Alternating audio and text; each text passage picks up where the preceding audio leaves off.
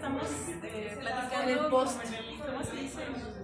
Bueno, no tenemos cafecito, pero algo así. Y estábamos pensando como en esta interseccionalidad del movimiento feminista, el hacer ese, así como yo dije, ay, que los hombres se ven a sí mismos, pues como mujeres también hay que mirarnos hacia nosotras mismas. Entonces yo estaba pensando, bueno, en mi caso soy una mujer mexicana, que tengo, bueno, conozco mi historia familiar, soy mestiza, pero mi rol aquí en la sociedad mexicana es el de mi color de piel, que soy blanca, y reconozco ese privilegio, que me cuesta decirlo, es como, y así como yo pido, ¿no?, que los hombres reconozcan su privilegio, también hay esa experiencia de que yo por un lado, bueno, tengo esa curiosidad como latinoamericana, como mexicana, vivo esa contradicción entre, pues sí, lo indígena, también lo afrodescendiente y también lo blanco hispánico junto, y pensar pues todo el pasado, ¿no?, del origen campesino, obrero, también toda esa historia, bueno, es algo que yo, que cada quien trabaja, pero y está la cuestión del cuerpo, ¿no? De cada una vamos a hablar, pero en mi caso sí, uno se da cuenta también de que, más que nunca, de que es, por ejemplo, mexicano, latinoamericano, cuando uno sale del país, y es cierto que cuando he estado fuera del país, sí hay como, aunque yo, bueno, mis ojos son como asiáticos, no creo que de China japonesa, sino hay ancestros indígenas, ¿no?, en mi familia. Y así conozco a muchas chicas blancas que tienen este rol en la sociedad, pero hay esa huella, ¿no?, en nosotros. Pero sí, definitivamente, cuando uno sale del país y no hay esa marca del color, que es como la más inmediata, que uno no se detiene a pensar, ay, ese tiene los ojos, pliegue mongólico, ¿no? No sé, entonces sí, definitivamente hay como, pues, esa reflexión. En mi caso, en cuestión de la interseccionalidad, de conocer ese pasado, bueno, en cuanto a clase, en cuanto a lo racial, ¿ustedes cómo lo viven, chicas? Pues a mí me llegaron dos reflexiones. Una es que, bueno, cuando estuve en Bolivia, la neta yo me podía mover a cualquier lado, incluso pude estar en lugares completamente quechohablantes, o sea, donde ninguna persona hablaba el español, y neta me sentía como, a pesar de que yo no hablaba su idioma, a pesar de que obviamente me veía con otros rasgos diferentes, ¿no? Pero yo me sentía abrazada como latinoamericana, no sé, como cuidada entre esas personas, ¿no? Y cuando les decía, no, vengo de México, no, que Alejandro Fernández, que les encanta el mariachi, las rancheras, y como que había esa hermandad que se sentía desde el momento en el que llegaba, pues no me sentía insegura, ni me sentía como rechazada de alguna forma. Todo esto pasó en Bolivia, ¿no? Me estoy moviendo por Bolivia. Luego crucé fronteras hacia Argentina, hice todo el norte de Argentina, y lo mismo, ¿no? O sea, no sé, como acogida, pues, o sea, nunca me sentí mal. Cuando de Salta tomé mi primer vuelo a Buenos Aires, capital, ahí así me llegó un sentimiento bien raro, que era el sentimiento de, pues, casi la neta desprecio, pues, o sea, ya ahí se nota un montón la diferencia de la forma de hablar, a pesar de que a mí ya se me había pegado el acento argentino así a tope, pero el color de piel, la forma de vestir también, la forma en cómo vamos caminando la ciudad, porque bueno, yo había estado en Bolivia ya 5 meses, yo no estaba acostumbrada a la ciudad grande y llego a, bueno, aquí en Guadalajara, yo conozco lo que es moverse en una ciudad grande, pero había perdido totalmente la práctica y llego y semáforos, calles, así, todo este asunto, y yo medio me volví loca y, bueno, preguntar precios, preguntar por palabras, intentar como adaptarme a sus formas, pero finalmente la gente o sea, hasta me decía, ¿eres peruana o qué? O sea, sí, pero despectivo. Bien despectivo, la neta, ¿no? Era como, bueno, si soy peruana, que soy mexicana. Era como, pues ok, como mejor, ¿no? O sea, Para ellos, bueno, por lo menos están más al norte, más pegado a Estados Unidos. Sí, y la neta cuando estaba por las calles de Palermo o así como mero Buenos Aires, yo me remontaba hace una experiencia que tuve hace 2 años que estuve en España, donde me sentí súper mal, pues, o sea, hubo muchas cosas que me dolieron de haber estado en España, como esta herida que sigo teniendo muy abierta, la neta. Que yo creí como que ya podía estar superado, ¿no?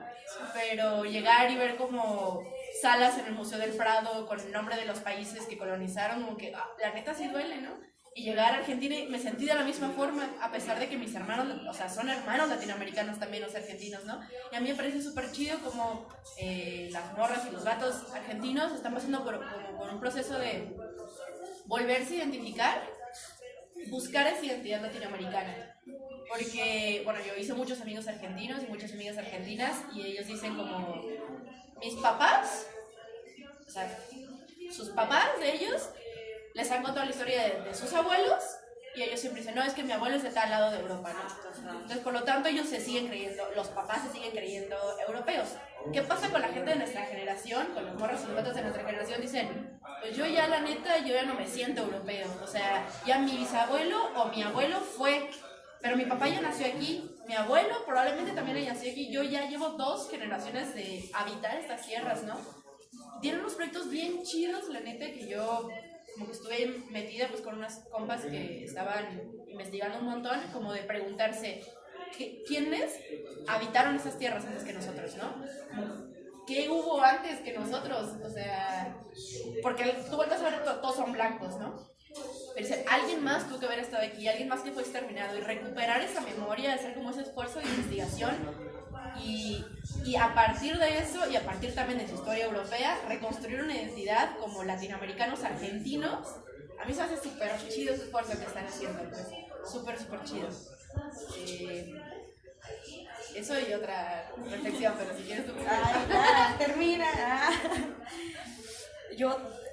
Es un tema que me ha atravesado un montón justo por mi color de piel, ¿no? Uno siempre como que se regocija de que somos mestizos y tenemos ahí ascendencia española o europea. Yo no sé si en mi familia hubo alguien, no tengo conocimiento si mi bisabuelo o bisabuela era indígena o era español o de una parte de Europa, ¿no?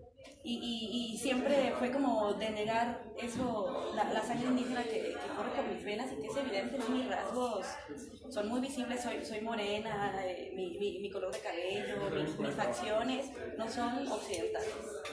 Pero justo tampoco conozco mi historia, no sé de dónde vengo, de dónde viene mi familia, y lo he platicado con mi abuela. Justo el otro día la veía y le dije, abuelita, ¿qué onda? ¿Tu mamá era indígena o en tu casa alguna vez se habló alguna lengua de un pueblo originario? Me dice, pues que yo me acuerdo, ¿no? Siempre mis papás nos hablaron en español y mi abuela también, ¿no? Ese total desconocimiento, ¿no? Y lo que yo les decía que yo siempre me he sentido como entre la espada y la pared. Yo vengo de una familia de migrantes, mis papás migraron a Estados Unidos en calidad de ilegales por ahí en los 80, se llevaron a mi hermanita de 1 año, entonces ella creció allá y ella tiene una identidad, ¿no? Ella se siente americana y siempre, a pesar de que nos vinimos muy chicos a vivir de nuevo a México, ella siempre ha tenido la idea del sueño americano y de regresar, ¿no? Porque para ella México y las tradiciones y la cultura de acá no le significan nada, ¿no? Y yo estaba un poco ahí con la controversia, bueno, ¿y yo de dónde soy, no? Porque yo nazco en Long Beach, en California, pero me vengo a los 4 años. Yo no mamé la lengua del lugar donde nací, yo no aprendí inglés, porque cuando vienes de familias latinas o de familias migrantes que hablan español, la primera lengua que aprendes es el español. Y hasta que vas a la escuela, pues tienes contacto con esa cultura anglosajona y con el lenguaje. Yo me vengo a México a los 4 años y siempre también, ¿no? Esa controversia del bullying, que en aquel tiempo era la carrilla, de que, pero es que tú no eres mexicana. Y yo, ¿cómo no? Yo soy prieta, ¿cómo no voy a ser mexicana? Yo, no, es que tú naciste en otro lado, tú no tienes por qué estar acá, ¿no? Y yo decía, y me sentía totalmente rechazada. Ya más grande, en la secundaria me volví a ir para allá. Y justo me fui a un pueblito que está en las montañas de San Bernardino en Estados Unidos, y era un pueblo de muy pocos habitantes, ¿no? Porque la mayoría de la población es de gente blanca que ya está jubilada, europeos, gringos, y muy pocos mexicanos. Los mexicanos o latinos que hay pues son los que trabajan en el servicio doméstico, en los restaurantes, ese tipo de empleos, ¿no? Yo me acuerdo que en la secundaria éramos 5 latinos, y de esos 5 latinos yo era la única que no hablaba español, inglés, perdón.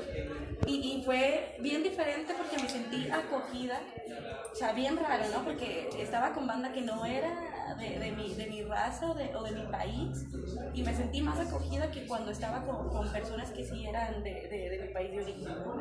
En esa escuela nunca sufrí racismo. Hasta uno de mis profesores, que era gringo, estaba casada con una colombiana, y la esposa de mi maestro aprendió las fórmulas de álgebra para enseñármelas a mí en español. O sea, no había necesidad de que lo hiciera, y aún así me dio ese cultural y educativo. Ya después me regreso de nuevo a México, y la misma controversia, ¿no? De odiar mi color de piel, porque lo acepto, lo odié muchísimo tiempo. Que mi papá siempre me ha dicho prietita, y para mí era desgarrador, me daba hasta coraje porque me avergonzaba ser morena, ¿no? Cuando me voy de nuevo a Estados Unidos, fue en la preparatoria, y yo dije, claro, no, voy a estar en California, puro paisano, va a ser bien chido. Y no, yo creo que, yo digo, ¿cuál soy yo americana? Para mí fue la pesadilla americana, a pesar de haber nacido allá. Me acuerdo que los chicos y chicas que venimos de países latinoamericanos, pues nos meten a un grupo especial de acogida para insertarnos a la cultura, a las dinámicas y al sistema educativo que tienen allá. Pero ese grupo lo único que hacía era segregarlo, o sea, que toda la escuela nos veía como los bichos raros, nos decían que éramos los paisas, se referían así a nosotros, y todo el tiempo nos decían que nos fuéramos a nuestro país, ¿no? Y me acuerdo, tenía una clase de literatura inglesa, y yo era la única que no masticaba el inglés perfectamente, ¿no? Porque aparte me daba vergüenza hablarlo, porque pues lo hablo con acento, ¿no? Y recuerdo que estábamos leyendo Macbeth de Shakespeare, y me tocaba leer a mí, y yo no quise, y mi maestra dijo, está bien, no pasa nada. Y en eso se paró una compañera afroamericana, dijo, pues si ella no lee, yo no voy a leer. Y yo no pude con la confrontación, y huí de la clase, me salí, y recuerdo que estaba en un baño deseándome regresar a mi país, ¿no? Y decía, es que yo no quiero estar acá, yo no tengo nada que estar haciendo acá, yo no soy de acá, no me identifico. Regreso de nuevo ya cuando tengo 18 años, y lo primero que hago, o sea, no tengo ningún antecedente de lucha social en mi familia, y aún así yo regreso, y tenía como esas ganas de canalizar la pura indignación de otras formas, ¿no? Y dije, yo no quiero ser una espectadora, yo quiero estar dentro y organizarme. Y justo en ese proceso organizativo también fue reencontrarme con mis orígenes y con lo que me atraviesa, que es mi color de piel, ¿no? Que empecé a dejar de odiar lo que soy. Y para mí fue un shock emocional bien fuerte, que ahora me puedo mirar en el espejo y me reconozco, y me siento orgullosa del color de piel que tengo, y de la sangre indígena que corre por mí, ¿no? Y ahora estoy deseosa de estudiar sobre feminismos decoloniales, feminismos comunitarios, y hacer enlaces con compañeras indígenas y de otras comunidades en resistencia. Y bueno, esa ha sido como mi experiencia, ¿no? Sí, mujer chicana, pero el problema de la raza es algo que me ha atravesado muchísimo, ¿no?